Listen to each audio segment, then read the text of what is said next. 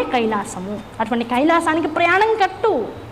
ఉన్న చోట ఆనందంగా ప్రకృతిలో రమించిపోకు. ఇదేమి నిత్యం కాదు, ఇది అశాశ్వతం, ఎప్పటికైనా వెళ్ళిపోయేదే. శాశ్వతమైనటువంటి శివ సాయుధ్యాన్ని పొందు. పైగా అది ఎలాంటిది అవ్వాలి?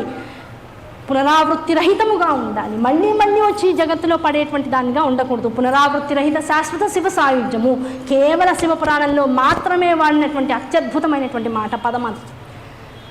పునరావృత్తి రహిత శివ సాయుధ్యం. అటువంటి సాయుధ్యానికి అర్హతని సంపాదించు, యోగ్యతని సంపాదించు అని నమస్కారముద్ర చెబుతూ నందికేశ్వరుడు దండ ప్రణామం చేసేసాట కైలాసం వైపు తిరిగి. మనం కూడా ఇప్పుడు ఏం చేస్తాం? భావనతో కైలాసానికి నమస్కారం చేసుకున్నట్లే లెక్క.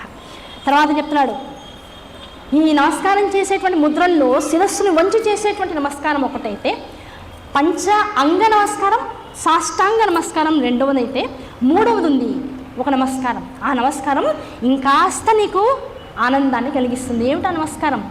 దిక్పాల నమస్కారం. అంటే ప్రదక్షిణ. నీకున్నటువంటి దిక్కులన్నిటికీ నమస్కారం చేస్తున్నావు. శరీరంలో ఉన్నటువంటి సప్తధాతువుల్ని కూడా నీ చుట్టూ నువ్వే తిప్పుకుంటూ నమస్కారం చేస్తున్నావు. ప్రకృతి పురుషుడిగా, ప్రకృతి తల్లి స్వరూపంగా ఉన్నటువంటి జగత్తుకంతటికీ నువ్వే ఆ స్వరూపం అనేటువంటి భావనతో చేస్తున్నావు. నీలో ఉండేటువంటి దానికి, ప్రకృతిలో ఉండేదానికి మొత్తం మధ్య ఉన్నటువంటి ఆ దూరాన్ని సమం చేస్తున్నావు. అటువంటి నమస్కారం ప్రదక్షిణ నమస్కారం. ఈ ప్రదక్షిణ నమస్కారం చేసేటప్పుడు ఏం చేయాలి? శ్రద్ధతో చేయి. తూర్పు తర్వాత ఆగ్నేయం, ఆగ్నేయం తర్వాత దక్షిణం, దక్షిణంతో పాటు నిరుతి, నిరుతితో పాటు పడమర నుంచి వాయవ్యం, వాయవ్యంతో పాటు తూర్పు, ఉత్తరం నుంచి ఈశాన్యం, ఈశాన్యం నుంచి మళ్ళీ తూర్పు. మరి ఇక్కడికి 8 అయినాయి. 8తో పాటు ఊర్ధ్వముఖం, తర్వాత భూమి. మొత్తం 10 దిక్కులకి నమస్కరించవయ్యా. అలా జీవుడు ఎవరైతే ఇంట్లో భగవంతుడికి ఇలా శ్రద్ధాపూరితమైనటువంటి ప్రదక్షిణ నమస్కారం చేస్తాడో అటువంటి వాడిని అనుక్షణము పరమేశ్వరుడు ఈ దిక్పాలకులు ఎవరైతే ఉన్నారో వారందరిచే నిరంతరము రక్షణ కవచాన్ని ఏర్పాటు చేస్తాడు. నువ్వు ఎక్కడికి వెళ్ళినా రోజు ఈ నమస్కారం చేస్తూ ఉండు, ప్రదక్షిణ నమస్కారం చేస్తూ ఉండు. మళ్ళీ సాయంకాలం వచ్చి నీ కార్యక్రమాలన్నీ పూర్తి చేసుకుని ఇంటికి వచ్చేదాకా నీ కుటుంబాన్ని, నీ కుటుంబ సభ్యుల్ని కూడా రక్షించే బాధ్యత శివుడు తీసుకుంటాడు. కనుక నువ్వు చేసేటువంటి నమస్కారంతో పాటు ప్రదక్షిణ నమస్కారం రోజు చేయి. ఎక్కడ? ఇంట్లో. గుడికి వస్తావు, ఇక్కడ ఏదో చిన్న పూజ చేయించుకుంటావు, ప్రదక్షిణ నమస్కారం చేయండి, 3 సార్లు తిరగండి అంటాడు గురుగారు, బ్రహ్మగారు.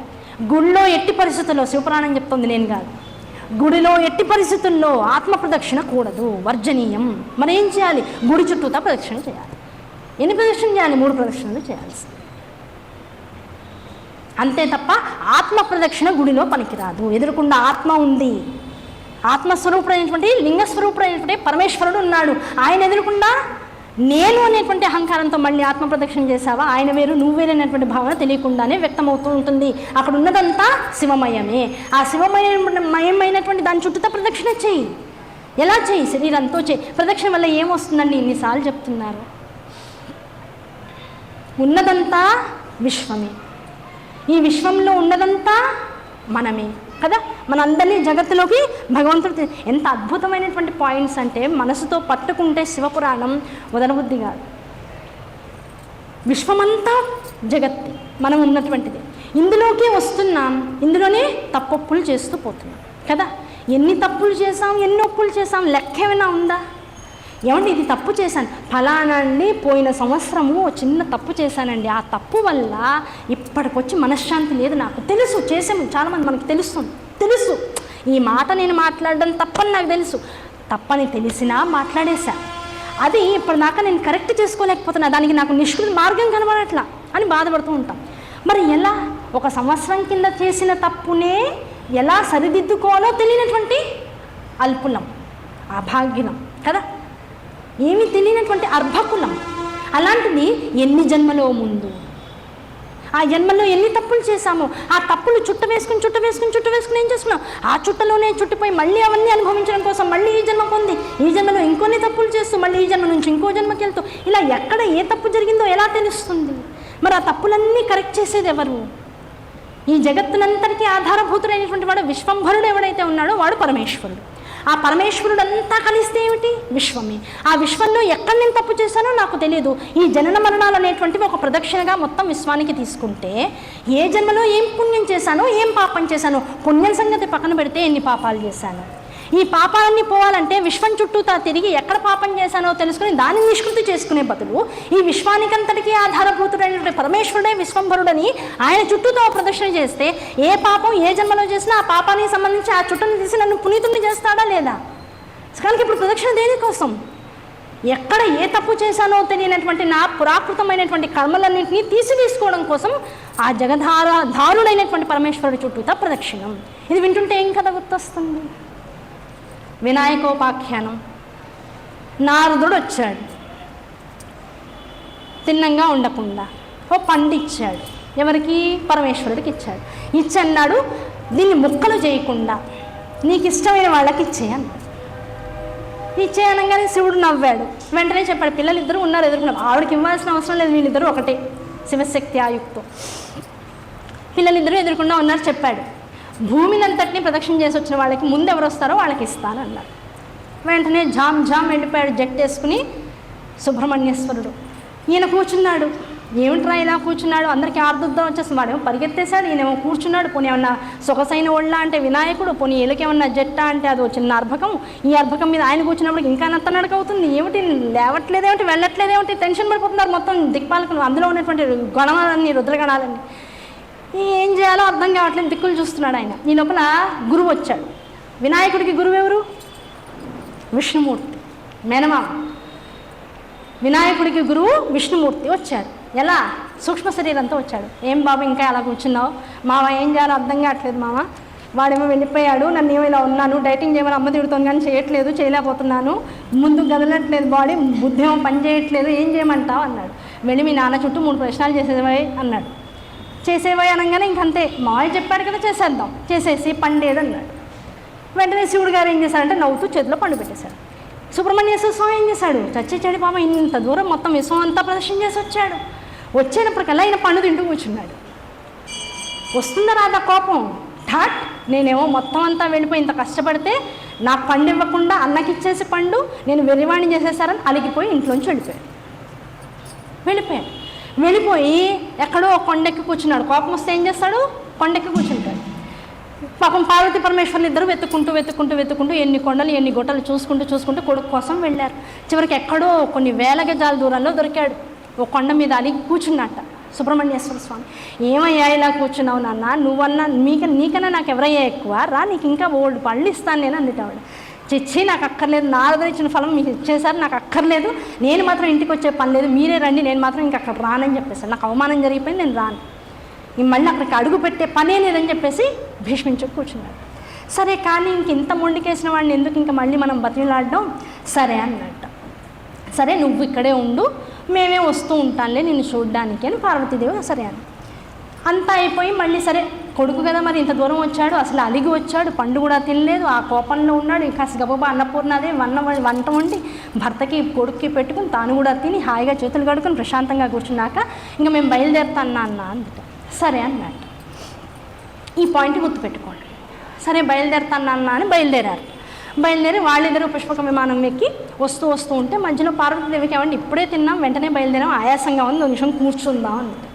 సగం దూరం వచ్చాక ఓ పెద్ద కొండ మీద కూర్చున్నారు వాళ్ళిద్దరు. అలా కూర్చోగానే కొడుకు కోసం వెళ్ళి, కొడుకు అంటే ఎవడు? ఆత్మావై పుత్ర కదా, ఆ ఆత్మ వంటి కొడుకు కోసం వెళ్ళి మొత్తం అవనినంతా కూడా ఆనందపరిచి, ఆయన అసలు కదలడమే కష్టం, కదిలినా ఎక్కడ తిరుగుతాడు? శ్మశానాల్లో తిరుగుతాడు, కొండల్లో తిరుగుతాడు, తుప్పల్లో తిరుగుతాడు, పాపులు ఎక్కువ ఉన్న చోట తిరుగుతాడు శివుడు. అలాంటిది మమ్మల్ని అనుగ్రహించడం కోసం మొత్తం భరత ఖండమని చెప్పబడుతున్నటువంటి స్థలాన్నంతటినీ తొక్కి మళ్ళీ వచ్చి మా అదృష్టం బట్టి ఈ కొండ మీద కూర్చున్నారు మీ ఇద్దరు కూడా. మమ్మల్ని అనుగ్రహించడం కోసం ఇక్కడ ఉండకపోండి అని దేవతలు, మునులు, ఋషులు, మనుషులు అందరూ కూడా ఆ రోజులోనే ప్రార్థించేశారట. నన్ను గ్రహించారు, తెలుసుకున్నారు, ఇక్కడ ఉండమంటున్నారు, ఉండిపోతాను అన్నట్ట. దేన్ని దర్శించి వస్తున్నాడు? కృతికలు అనబడేటువంటి వారితో ఎవడైతే పోషింపబడ్డాడో ఆ పోషింపబడినటువంటి తన రుద్రస్వరూపుడైనటువంటి సుబ్రహ్మణ్యేశ్వర స్వామిని చూసుకుని ఇంటికి వస్తున్నారు. ఆయన యొక్క తేజస్సు ఇల్లు అమితంగా లోపల అయ్యో కొడుకు అనేటువంటి భావంతో ఇంకాస్త వెలిగిపోతున్నట్ట జ్యోతిర్లింగంగా. ఆ జ్యోతిర్లింగంగా వెలిగిపోతూ ఆ కొండ మీద అందరూ ప్రార్థనతో స్థిర నివాసం ఏర్పరచుకున్నట్ట. అదే శ్రీశైల మహాక్షేత్రం. మల్లికార్జునుడితో పాటు ఆవిడ పక్కనే ఉందిట భ్రమరాంబ. భర్త పక్కన కూర్చుని ఏమండి మీ వల్లనే వాడు అలా వెళ్ళిపోయాడు, జోరిగలా జోరుతూ ఉంది అందుకని భ్రమరాంబ సమేత మల్లికార్జున స్వామిగా శ్రీశైల క్షేత్రం మీద ఉండిపోయారు. అయితే వీళ్ళిద్దరూ బయలుదేరి వస్తూ ఉంటే ఎంత కాదనుకున్నా కొడుకు కదా తల్లి దగ్గరికి వెళ్ళాట. తండ్రి దగ్గరికి, ఇగో నేనేమో మొత్తం విశ్వం అంతా తిరిగి వచ్చా, వాడేమో ఇక్కడ ఉండి మీకు ప్రదక్షిణ చేసేసాడు, వాడికి మరి ఫలం ఇచ్చారు కదా, మరి నాకు లేదా ఫలము, నన్ను ఇలా వదిలేయడమేనా అన్నట్ట. ఒరే అసలు నువ్వు పడ్డ ఈ కష్టం అంటే విశ్వమంతా నేనన్న ఒక్క మాటని ఆధారంగా చేసుకుని విశ్వమంతా ప్రదక్షిణ చేసి వచ్చావు కదా, అసలు ఫలం ఏమిటో తెలుసా? నువ్వే పెద్ద ఫలం. నిన్ను తలచుకుని ఒక కోరిక కోరుకుని పట్టుకునే వాళ్ళకి నువ్వే పెద్ద ఫలమయ్యా. ఫలం కోసం నువ్వు ఎదురు చూడకు, నువ్వే అందరికీ ఫలము. కనుక ఫలము కోసం తాను ఫలమై నిలిచాడు కనుక పళని అనేటువంటి క్షేత్రంలో శ్రీనివాసం ఏర్పరచుకున్నాడు. అదే పళని క్షేత్రం. అంతకుమించి పళని క్షేత్రం లేదు. పళని అని పేరు ఎందుకు వచ్చిందంటే ఫలం కోసం తాను ఫలమైనాడు. అయితే ఇక్కడికి వచ్చేప్పటికీ మనకి ఎక్కడ డౌట్ వస్తుంది, ఏమండి ఇప్పుడు తెలివి ఏమిటి? వినాయకుడిది తెలివా సుబ్రహ్మణ్యేశ్వర స్వామిది తెలివా అంటే, వినాయకుడు ప్రదక్షిణ అనేటువంటి మంత్రంతో ఉన్న చోట శివుణ్ణి గ్రహించాడు. సుబ్రహ్మణ్యేశ్వరుడు తాను తిరిగిన చోటల్లా శివదర్శనాన్ని చేశాడు. కనుక ఇప్పుడు తెలివి ఎవరిది? శివదర్శనం చేసిన ప్రతి వాడిది తెలివేనయ్యా. ఎలా? ప్రదక్షిణ అనేటువంటి మంత్రంతో. కనుక ఇప్పుడు ప్రదక్షిణ ఎందుకు చేయాలి? మోక్షం వస్తుందని చేయండి అయ్యా, శివదర్శనం జరుగుతుందని చేయండి. నా పాపం పోవాలనో, ఇంత అవ్వాలనో, ఇంకేదో రావాలనో కోరిక కోసమో కాదు ప్రదక్షిణ. చేస్తే వినాయకుడిలా చేయండి, లేకపోతే సుబ్రహ్మణ్యేశ్వర స్వామిలా చేయండి. అది ప్రదక్షిణ అంటే. అటువంటి ప్రదక్షిణ వల్ల ఏం కలుగుతుంది? ఒక జ్యోతిర్లింగ ఆవిర్భావం జరుగుతుంది, లేదు ఒక పళని క్షేత్రం జరుగుతుంది. ఈ రెండు కావు అంటే ఒక గణపతి యొక్క ఆవిర్భావ రహస్యం అంతా అందులో దాగి ఉంటుంది. అది ప్రదక్షిణ అంటే. శరీరంతో చేసేటువంటి ఒక 3 నిమిషాల ప్రక్రియ కాదు. వాకింగ్ ఎలాగూ చేయలేకపోతున్నావు, ఇవాళ రోజు ఇక్కడ 108 ప్రశ్నలు చేస్తే కాస్త ఒళ్ళన్నా తగ్గుతుందని చేసేది ప్రదక్షిణ కాదు. Yes or no? ప్రదక్షిణ ఎలా ఉండాలి? చేస్తే గణపతిలా ఉండాలి, లేకపోతే సుబ్రహ్మణ్యేశ్వర స్వామిలా ఉండాలి. ఇది ప్రదక్షిణ అంటే. కనుక ఇప్పుడు ప్రదక్షిణ నమస్కారం గొప్పతనం ఏమిటి? ఇలా చేయి ప్రదక్షిణ. పట్టుకుంటే శివుణ్ణే పట్టేసుకోగలగాలి. శివుడు లొంగగలిగేటువంటి ఏకైకమైనటువంటి ఉపచారం ఏదైనా ఉంది అంటే ఎట్టి పరిస్థితుల్లో లొంగుతాడు. నువ్వు శ్రద్ధగా చేసినా లొంగుతాడు, శ్రద్ధగా చేయకపోయినా లొంగుతాడు. ఒకటే ప్రదక్షిణ అనగానే ఆయనకు కూడా కొడుకులే గుర్తొస్తాడు. గుర్తొచ్చి అయ్యో నా పిల్లలు కూడా ఇలాగే చేశారు, చిన్న కొడుకేమో అలిగిపోయాడు, పెద్దవాడేమో ఇలాగే కూర్చున్నాడు, వీళ్ళిద్దరి మధ్యలో మేమిద్దరం నలిగిపోతున్నాం, ఇలా ఎవరూ నలగకుండా ఉండాలంటే ప్రదక్షిణ చేసేవాళ్ళని అనుగ్రహించేద్దామని అనుగ్రహించేస్తాం. కనుక ఇప్పుడు ప్రదక్షిణ వల్ల ఏం జరుగుతుంది? అనుగ్రహమే. ఎక్కడ చూసినా అనుగ్రహమే. అటువంటి అనుగ్రహాన్ని నీకు ఇచ్చేటువంటిది ఒక నమస్కారము, ఒక ప్రదక్షిణ. ఇటువంటి ప్రదక్షిణ చేయవయ్యా జీవితంలో. ఇది అసలైనటువంటి విషయం కదా. ఇవన్నీ తెలుసుకుంటే ఇప్పుడు ఏం జరుగుతుంది? ఆనందం. ఎక్కడ చూసినా ఆనందం. ఆనందాన్ని అనుభవిస్తూ ముందుకు వెళ్ళిపోయామనుకోండి, ఆ ముందుకు వెళ్ళిపోయిన వాడికి ఏం కనబడుతుంది? మళ్ళీ సృష్టి యొక్క రహస్యాల్లోకి వెళ్ళిపోతుంది. ఈ సృష్టి యొక్క రహస్యాల్లోకి వెళ్ళిపోతే ఇప్పుడు ఏమైంది? ఎక్కడికి వెళ్ళినా కూడా ఈశ్వరతత్వాన్ని చూడగలిగేటువంటి శక్తి నీలో పెంపొందించుకుంటూ ఉండు, మంచిలో కానీ చెడులో కానీ. ఇంతకుముందు మనకి ఈ శివ పురాణాన్ని మొదలెట్టే ముందు బ్రహ్మ విష్ణువు ఇద్దరూ కూడా శివుడి యొక్క ఆది అంతము తెలుసుకోవడం కోసం 2 వైపులకి ప్రయాణం చేశారని, అందులో బ్రహ్మగారు అబద్ధం చెప్పారని, దాంతో ఆయన 5వ ముఖం పెకిలించవేయబడిందని, మొగలి పువ్వును ఆవు యొక్క ముఖము పూజార్హనీయంలో కాదన్నట్లుగా ఒక శాపం వచ్చిందని, ఇవన్నీ కూడా చెప్పుకున్నాం. దీని అంతట్లో అంతర్రహస్యం ఏమిటి అంటే, ఇలాంటి వివాదాలు జరగడం వల్ల మనం తెలుసుకునేది ఏమిటి? ఓహో మనమే కాదండి, దేవుళ్ళు కూడా పోట్లాడుకుంటారు, వాళ్ళ మధ్య కూడా కయ్యాలు జరుగుతాయని ఆనందపడిపోవడం కాదు. ఎన్ని జరిగినా ఇలాంటి విశేషాలు జరిగిన ప్రతిసారి ఏమవుతుంది? ఒక అద్భుతమైనటువంటి క్షేత్ర ఆవిర్భావం జరుగుతుంది. అంటే మనల్ని, అంటే జగత్తులో ఉన్నటువంటి మనుషులందరినీ ఉద్ధరించడం కోసం దేవతలందరూ తమలో తాము ఒక చిన్న స్కిట్ వేసుకుని, నువ్వు ఇలా చేయి, నేను ఇలా చేస్తా, ఇలా చేయడం ద్వారా ఒక అద్భుతమైనటువంటి ఘట్టం జగత్తులో ఆవిష్కృతం అవుతుంది. ఆవిష్కృతమైనటువంటి ఘట్టానికి అనుపానంగా పరమేశ్వరుడు తన యొక్క లింగ స్వరూపం యొక్క గొప్పతనాన్నంతా కూడా ఆ స్థలంలో కేంద్రీకరిస్తూ ఉంటాడు. దానివల్ల జగత్తులో రాబోయేది కలికాలం. ఆ కలికాలంలో ఉన్నటువంటి జీవులందరూ కూడా ఈ క్షేత్రాన్ని ఆలంబన చేసుకుని ఉద్ధరణ పొందుతూ ఉంటారు. అటువంటి విషయాలన్నింటినీ దృష్టిలో పెట్టుకుని దేవతలు మనల్నందరినీ అనుగ్రహించడం కోసం ఇలాంటి స్కిట్స్ వేస్తారే కానీ అమ్మవారికి అయ్యవారి మీద కోపం వచ్చిందిట, సుబ్రహ్మణ్యేశ్వర స్వామికి తల్లిదండ్రుల మీద కోపం వచ్చిందిట, ఇది ఎలాంటివి అంటే ఆ సందర్భం వరకు సరదాగా చెప్పుకునేటువంటివిదే కానీ ప్రతిదాని యందు యోగ రహస్యములు ఉన్నాయి. ఆ యోగ రహస్యాన్ని జాగ్రత్తగా స్వీకరించగలిగితే మన జీవితం యోగమవుతుంది. అటువంటి యోగప్రదమైనటువంటి జీవితాన్ని ఎవరైతే క్రమబద్ధమైనటువంటి శ్రద్ధతోనూ క్రమశిక్షణతోనూ ఉంటాడో, దాన్ని ముందుకు తీసుకెళ్తాడో అటువంటి వాడి యొక్క జీవితం తపస్సు అవుతుంది. అటువంటి తపస్సుని కలియుగంలో కూడా చేయించేటువంటి శక్తి ఎవరికైనా ఉంది అంటే పరమేశ్వరుడికి ఒక్కడికి. కనుక అటువంటి పరమేశ్వరుడికి శిరస మనస శరీరంతో నమస్కరించేస్తే కలిగేటువంటిది ఏమిటి? సర్వస్వ శరణాగతి భావనతో మోక్షమునకు మార్గము లభిస్తుంది. ముందు ఈ దేహానికి యోగ్యత లభిస్తుందయ్యా. అటువంటి యోగ్యత కోసం ప్రయత్నం చేయి. ఆ యోగ్యత కోసం ప్రయత్నం చేసేది ఏ కాలస్వరూపాన్ని అయితే ఆధారం చేసుకుని ముందుకు వెళ్తున్నామో ఆ కాలస్వరూపంలో వారాల గురించి చెప్పుకున్నామంటే ఒక వారం రోజులలో 7 రోజులలో ఒక్కొక్క రోజు ఏ నియమాల్ని ఆధారంగా చేసుకుని మనం ముందుకెళ్తున్నామో ఆ నియమాల్ని అనుసరించినప్పుడు నందికేశ్వరుడు ఏం చెప్తున్నాడు? మాసాల గురించి, నక్షత్రాల గురించి, దాంతోపాటు తిథుల గురించి చెప్తున్నాడు. మాసాలలో చైత్రమాసం, దాంతోపాటుగా భాద్రపద మాసం, భాద్రపద మాసం కన్నా పూర్వముగా ఉన్నటువంటి శ్రావణ మాసం, ఆషాఢ మాసం, దీంతో పాటుగా కార్తీక మార్గశిర మాసాలు. ఇప్పుడు చెప్పినటువంటి ఈ మాసములు ఏవైతే ఉన్నాయో ఈ మాసములలో ప్రత్యేకముగా ఈ వార యజనము, దాన్ని దేవ యజనము అని చెప్పి ఏదైతే చెప్పబడిందో, ఇప్పుడు మిగతా వాళ్ళు ఎవరికి దేవయజనం అంటే తెలియదు. ఇవాళ శివపురాణం నిన్న మొన్న విన్నటువంటి వాళ్ళందరికీ ఇప్పుడు దేవయజనం అంటే మొత్తం ఒక లిస్టు కళ్ళ ముందు కదలాడుతూ ఉంటుంది. అటువంటి దేవయజనాన్ని ఈ మాసాల్లో ప్రత్యేకించి శ్రద్ధాళువై ఏ భక్తుడైతే నిర్వహిస్తాడో, శ్రద్ధగా చేస్తాడో అటువంటి వాళ్ళందరికీ కూడా ఈ మాసాంతర్గతంగా మనకి తెలియకుండానే ఒక్కొక్క తిథితో, ఒక్కొక్క వారంతో, ఒక్కొక్క రోజుతో, ఒక్కొక్క మాసాంతర్గతంగా వచ్చేటువంటి నక్షత్రాలు, తిథులు ఏవైతే ఉన్నాయో ఆయా నక్షత్రాంతర తిథి అంతరంగా ఉండేటువంటి ఒక శుభముహూర్తాలు అలభ్య యోగాలు అని చెప్పబడుతూ ఉంటాయి. ఆ అలభ్య యోగాలలోనూ తిథులలోనూ చేసేటువంటి క్రతువుల ద్వారా, దానాల ద్వారా, కొన్ని జపాల ద్వారా శాశ్వతమైనటువంటి ప్రారంభ కర్మలన్నీ కూడా తొలగిపోతాయి. జీవుడు తనకున్నటువంటి ఈతి బాధలు అంటే కలియుగంలో అనుభవించదగినటువంటి ప్రారంధ దోషాలన్నింటికి కూడా నిష్కృతి లభిస్తుంది. వారు పడుతున్నటువంటి కష్టాల నుంచి విముక్తి కలుగుతుంది. ఒక మార్గ నిర్దేశకత్వం జరుగుతుంది. అట్లాంటి వాటి గురించి చెబుతూ ఏం చెప్తున్నారంటే ఈ చైత్రమాసంలో చవితులు, ఎన్ని చవితులు వస్తాయి చైత్రమాసంలో? 2 చవితులు వస్తాయి. శుక్లంలో 1, కృష్ణంలో 1, 2 చవితులు వస్తాయి.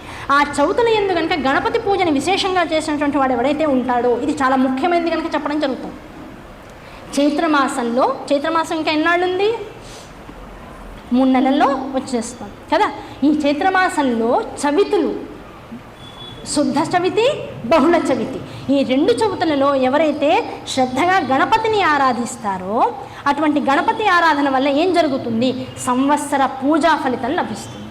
శివపురాణం చెప్తుంది, నేను కాదు, గుర్తుపెట్టుకోండి. సంవత్సర పూజా ఫలితం చైత్రమాస శుద్ధ చవితి, బహుళ చవితి నాడు గణపతి పూజ చేసినటువంటి వారికి సంవత్సర పూజాఫలం లభిస్తుంది. శుద్ధ చవితి నాడు చేసినటువంటి చవితి ఏదైతే ఉంటుందో ఆ చవితికి వరదా చవితి అని నామం. శుద్ధ చవితి, చైత్ర శుద్ధ చవితికి వరదా చవితి అని నామం. అలాగే చైత్ర బహుళ చవితికి సంకష్టహర చతుర్థి అనేటువంటి నామం ఉంది. అంటే వరదా చవితి అంటే ఇష్టాన్ని అనుగ్రహించేటువంటి చవితి, అది ఒకటైతే రెండోది సంకష్టహర చతుర్థి, కష్టాన్ని తొలగించేటువంటి చవితి. కనుక ఈ 2 చవితుల్ని గుర్తుపెట్టుకునేవాడైతే గణపతి ఆరాధనని విధి విధానంతో చేస్తాడో అటువంటి వాడికి సంవత్సరకాల పుణ్యమంతా కూడా, పూజా ఫలమంతా కూడా లభిస్తుంది. అలాగే ఈ చవితుల యందు ఉపవాసాది నియమాలను పెట్టుకుని సాయంకాలం ప్రతిదినము కూడా నియమంగా స్వామిని గరికతో ఆరాధించి ఎవరైతే జాగ్రత్తగా ఉంటారో, ఉపవాస నియమం చేసే వాళ్ళకి సాయంకాలం పూట చవితి ఉండాలి, ఉపవాసాది నియమాలు లేకుండా గణపతిని ఆరాధించాలనుకునేటువంటి వాళ్ళకి పగటి పూట చవితి ఉండాలి. ఇది ఒక్కటే నియమం. ఇంకెవరిని అడగక్కల్లా. ఏమంటే ఇప్పుడు సంకష్టాలు చేస్తుంది, ఎప్పుడు చేసుకోవాలండి? నువ్వు ఉపవాసం ఉంటావా? సాయంకాలం చేసుకో. చవితి సాయంకాలం ఉండేలా చూసుకో. నువ్వు ఉపవాసం ఉండలేవా? నీ శరీరం అనుగ్రహించదా, నీకు సహకరించదా? పొద్దున పూట చవితి వాడు ఉంది, పొద్దున సూర్యోదయ కాలానికి చవితి ఉంది, అప్పుడు సంకష్టహార చతుర్థి పూజ చేసేసుకో, లేదు వరదా చవితి పూజ చేసేసుకో. రోజంతా గణపతి నామాన్ని హాయిగా ఆయనకి నైవేద్యం పెట్టి నువ్వు కూడా ప్రశాంతంగా 4 ఉండ్రాళ్ళు తిను, అల్లం పచ్చడితో పాటు లేకపోతే పులుసు పచ్చడితో పాటు ఆవు పచ్చడితో పాటు తిను, హ్యాపీగా కడుపులో ముద్ద వేసేసుకుని జపం చేసుకుంటూ కూర్చో. కాదని ఎవరూ చెప్పట్లేదు. కనుక పగలంతా ఉపవాసం లేకుండా ఉండాలంటే పగట చవితి, సాయంకాలం దాకా ఉపవాసం ఉండి చేయాలంటే రాత్రిపూట ప్రదోషకాలంలో చవితి ఉండాలి. ఈ 2 నియమాలు పెట్టుకుని ఎవరైతే ఇటువంటి నియమాలతో శ్రద్ధగా ఈ పూజని చేసుకుంటాడో అటువంటి వాడికి అన్ని రకాలైనటువంటి ఇబ్బందులు తొలగిపోతాయి జీవితంలో. దాంతోపాటుగా చైత్ర చతుర్థి పూజ ఒక సంవత్సర కాల ఫలితాన్ని ఇవ్వడంతో పాటుగా కొన్ని జన్మల నుంచి వాడు అనుభవిస్తున్నటువంటి దోషాలు, గురునిందా దోషం కానీ, పెద్దల ముందు చాలా అందరూ శ్రద్ధగా వినాలండి. పెద్దల ముందు అది తండ్రి కావచ్చు, మామగారు కావచ్చు, వయసులో పెద్దవాళ్ళు కావచ్చు, ముక్కు మొహం తెలియని వాళ్ళు కావచ్చు, కాలు మీద కాలు వేసుకుని కూర్చున్న దోషం అంతా ఇంత అని చెప్పడానికి అవకాశం లేదు. కాళ్ళు పడిపోతాయట ఒక జన్మలో. అటువంటి దోషాలు ఈ చవితి చేయడం వల్ల తొలగిపోతాయి. మనకన్నా పెద్దవాళ్ళు ఇంట్లో ఉన్నారు అంటే పిల్లల కింద కూర్చోవాలి. ఏమంటే మాకు కూడా వయసు వచ్చింది కదా, కాస్త కాళ్ళు దగ్గర పెట్టుకుని కూర్చోవాలి. తండ్రి ముందు కాలు మీద కాలు వేసుకుంటే ఇంకా దోషానికి ఇంత అంత నిష్కృతి లేదని చెప్తున్నాడు. అది ఏమో మళ్ళీ ఏ జన్మలోనూ ఎవరో చెప్తే శివపురాణం, ఆ శివపురాణం వింటే ఇలాంటి విషయాలు బయటపడతాయి. అటువంటి పెద్దలను అవమానించిన దోషం, అహంకారంతో వాళ్ళ ముందు కాలు మీద కాలు వేసుకుని కూర్చున్నటువంటి దోషం ఈ గణపతి పూజ వల్ల పోతాయట. కాలు మీద కాలు వేసుకోవడం వల్ల నశించిపోయిన వాడెవడు జగత్తులో? దుర్యోధనుడు. చివరికి ఎక్కడ కొట్టబడ్డాడు? కాళ్ళ మీదే కొట్టబడ్డాడు. వాడికి మరణం ఎక్కడ రాసిపెట్టిందంటే ఎక్కడ అహంకారం ఉందో అక్కడే దెబ్బ పడింది గదతో.